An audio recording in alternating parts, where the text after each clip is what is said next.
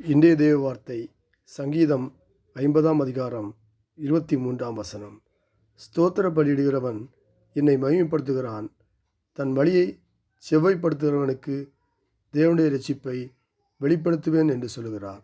ஆமேன். அன்பின் ஆண்டவரே, இந்த புதிய நாளுக்காக உமக்கு நன்றி செலுத்துகிறோம். இந்த நாளை உமது கட்டளை அர்ப்பணிக்கிறோம். நீர் உம்முடைய சித்தத்தின்படி எங்களை வழிநடத்தும்படியாக ஜெபிக்கிறோம். நீர் உம்முடைய சித்தத்தின்படி எங்களை வழிநடத்து எங்களை பாதுகாத்துக்கொள்ளும்படியாக ஜெபிக்கிறோம். நானுக்கு முன்னே சென்று கோணல் அளவை செவ்வேக்கம் சொல்லுங்கள் ஆண்டவரே. உம்முடைய சமூகம் எனக்கு முன்பாக செல்லும் எழுதப்பட்டிருக்க தாவே. நீ வலதுபுறத்திலும் இழங்கண்டு பெறுவாய், இடதுபுறத்திலும் இழங்கண்டு பெறுவான்னு சொல்லுங்க ஆண்டவரே. நீ பட்டணத்திலும் ஆசீர்வப்பட்டிருப்பாய், வெளியிலும் ஆசீர்வதிக்கப்பட்டிருப்பான்னு சொன்னீங்களா ஆண்டவரே. வானம் பூமி முடிந்து போனாலும் முடிந்து போகாத இந்த வார்த்தைகளுக்காக ஸ்தோத்திரம்.